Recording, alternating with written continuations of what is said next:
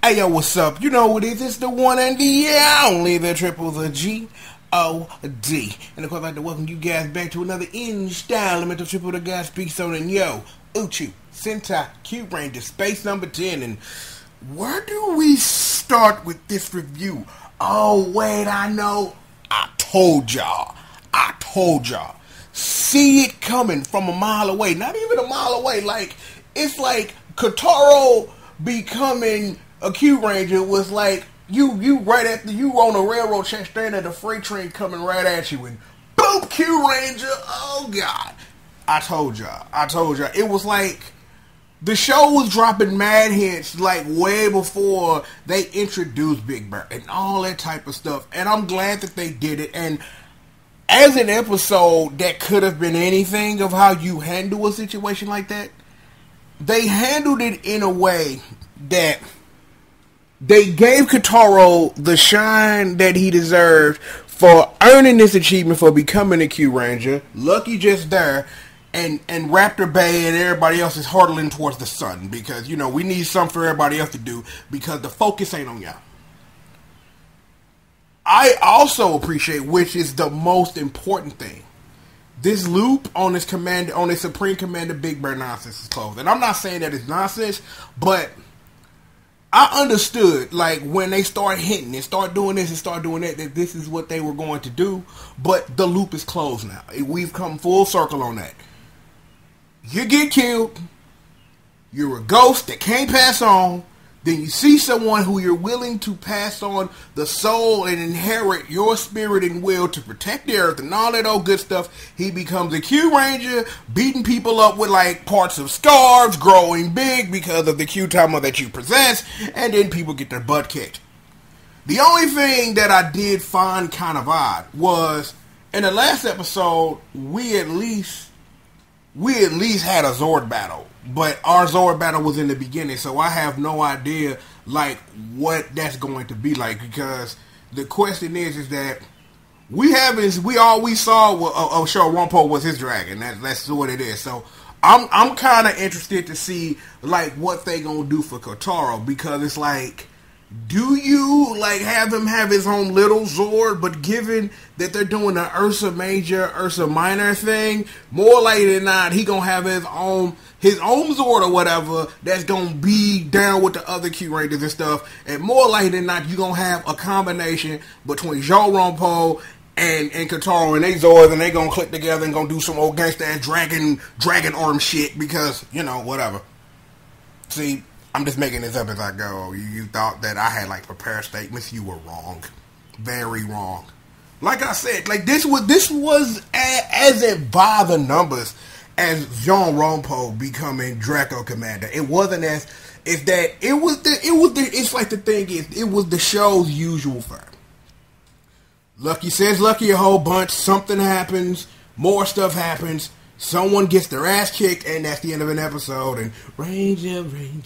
See, I can't say that. That's probably illegal for me to do.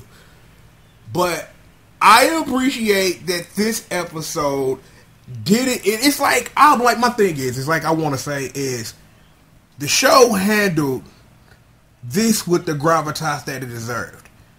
They built up something over time, cashed in on it correctly. But now the question is not that you cashed in on this, is how do you move forward? That's the question. Is that how do you move forward with this Kotaro as a Kyuranger thing? How? How can you? Is that we got a character who had an arc for a goal for the arc. Now that that's met, he's part of the squad now. How do you handle 11 characters? Yes, 11 Kyurangers. Let's just put the thing on that. How do you handle that? More Q-Let chances while our friend Shorompo? Who knows? It's going to be interesting to see, because here's the other magical rub about this. If you thought they was done throwing Kyurangers at you, you dead wrong. You like Biggie, you're dead wrong. I guarantee you, we get to know later than episode 20, and we will get one more Kyuranger. One. Maybe two if they really feeling freaky enough to sell more children's toys to children. But 10 episodes from now, take me on the bet now. one more Kyuranger. Two maybe. One definitely, two maybe. Because even though it's 11 of them, we still haven't technically met the technical 6 Ranger quota, because the earliest I remember the last time they had extra Rangers this early was when they introduced Star Ninja. That was the last time, like, Star Ninja dropped, episode 10. So this isn't, even for a show that had 9 primary Rangers that they had to build up to, and then you got Draco Commander, and now you got Kaguruma Sky Blue, too many working parts. So, given that the show has so far been able to work with, contain all of these working parts, can the show continue that? Because again, like I said, I have and will continue to commend the show for being able to handle all of these working parts and keep the narrative in check in a way. But how do you keep the narrative in check when you are adding Ranger here, Ranger here, Ranger here, bag out there? How do you keep it up? Because we've discussed the Dark Matter thing. We've discussed how hands-off they are. And right now, we're dealing with Ikagin and Madarko, even though we didn't see them none this episode at all. Those are still your primary antagonists. That's what we're dealing with right now at the moment.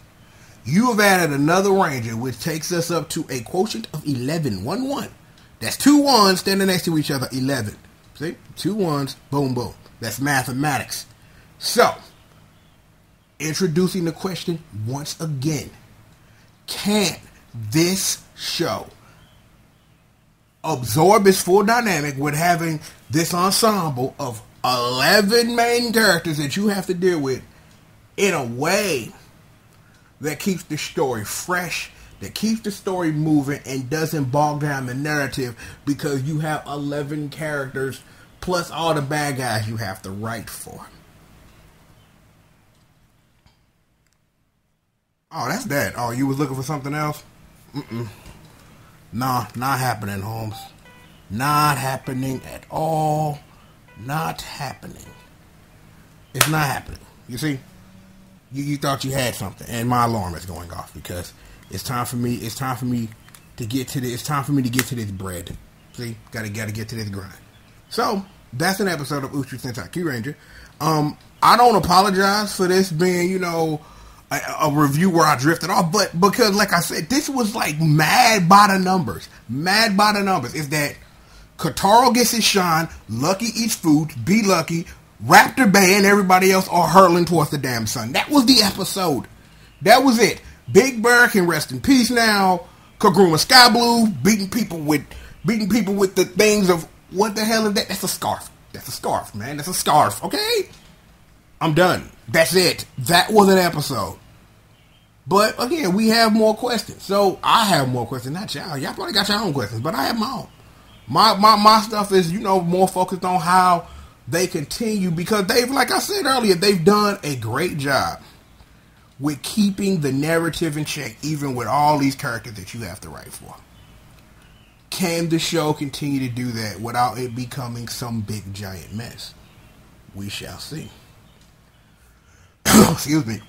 So, with that being said, I'm going to go ahead and get out of here. Work as usual. It's always work. Always cooking it. Always in the lab. Stir. Do what you do. Just wait. Chill. Do that. Okay? So, with that being said, I am, of course, the one and the only, the triple, the G.O.D. And I'd like to thank you for joining me for another installment of Triple the Guy Speaks On. And with that, start changing!